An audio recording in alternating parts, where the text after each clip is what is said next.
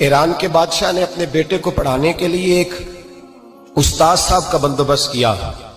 उस्ताद साहब को कहा कि मेरे बच्चे को दीन पढ़ाइए, मैं चाहता हूं कल इसने इनाने हुकूमत को संभालना है तो ये दीन से आगाह हो जाए, इसको कुछ सिखाइए, पढ़ाइए। बहुत नेक बुजुर्ग बड़े दरवेश आलिम पढ़ाने लगे, असबाक मुकम्मल हो गए, दीन के असबाक कुरान मजीद पढ़ाया, अहादीस तैयबा का दर्स दिया, उसूल फिक़ह से रूशनास कराया। जब बच्चे ने मुकम्मल तालीम हासिल कर ली और आमीन हो गई, दस्तार हो गई, फारिग हो गए, तो फिर एक दिन उस्ताद साहब ने कहा बेटे कल तुमने जरूर आना है, कुछ बात करनी है। शहजादा गया मिलने उस्ताद साहब से। उस्ताद साहब ने कुंडी लगा ली, हाथ में दुर्रा पकड़ लिया, मार मार के पूरे वजूद को जख्मी कर दिया। कोई गलती नहीं, कोई बात नहीं, मारा। अब बच्चा आया आके बादशाह सलामत से कहा कि अब्बा जी समझ नहीं आई, बड़ा मारा है उस्ताद। तो सियाने थे ना बादशाह, यहां तो कारी साहब रोज कटहरे में खड़े होते हैं, मौलवी साहब आपने मेरे बच्चे को क्यों मारा है? आप 8,000 के मौलवी हैं, मेरा कई करोड़ का बच्चा है, सवेरे बदल लेंगे। खबरदार आपने बच्चे को हाथ लगाया, अपनी हैसियत में रहे माज़अल्लाह। जो कौमें उस्तादों को कटहरों में खड़ा करती हैं वो तरक्की नहीं कर पाती। जो उस्तादों को कटहरों में रोज खड़ा करते, कहा अब्बा जी बड़ा मारा है, तो वालिद बड़े समझदार थे, कहने लगे बेटा उस्ताद बाप होता है, वो ज्यादती नहीं करता, कोई बात होगी, मैं तेरे उस्ताद को कटहरे में नहीं बुलाऊंगा। अम्मा से बात की, अम्मा कहने लगी बेटा मैं तेरे बाप से कैसे बात करूं, डर आता। वक्त गुजर गया, 22 साल बीत गए, 22 साल गुजर गए, बादशाह का इंतकाल हुआ, शहजादा तख्त पे बैठा।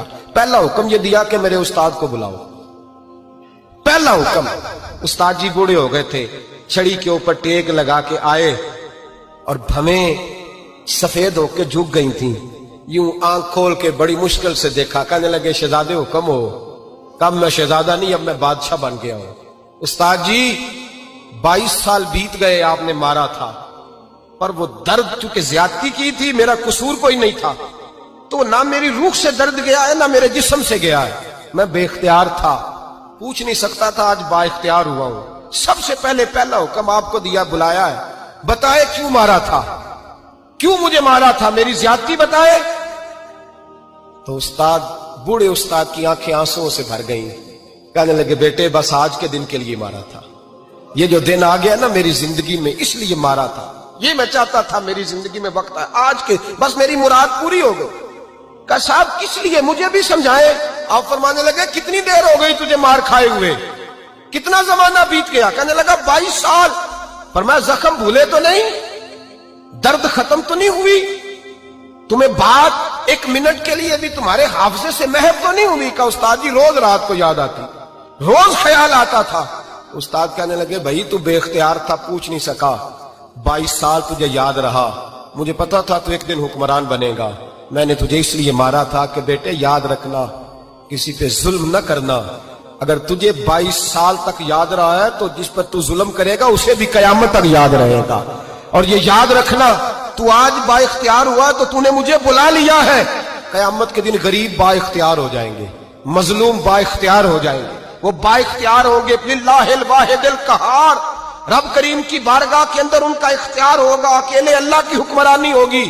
फिर वो बुलाएंगे, बड़े बड़े कज कुला, दुनिया में जिनकी पगड़ियां ऊंची थी वो सर झुकाए खड़े होंगे, दुनिया में जो डिक्टेटर बनते थे उनकी पुश्तें लाल होंगी, उनको गद्दार लिखा जाएगा, कयामत तक नहीं भूलेगा। जुल्म करना तो सोच समझ के करना, उतना करना जितना तुम सह सकते हो, इतनी ज्यादती करना जितनी कयामत में तुम बर्दाश्त कर सकते हो। मेरे नबी करीम सल्लल्लाहु अलैहि वसल्लम ने फरमाया जुल्म से बचो, ये कयामत के अंधेरों में से एक अंधेरा होगा। जिंदगी में ज्यादती न करें, अगर थोड़ी देर के लिए कोई चीज बर्दाश्त कर जाएंगे तो वो फायदा दे जाएगी, कुछ देर के लिए अगर सह जाएंगे तो नफा मिल जाएगा। सहने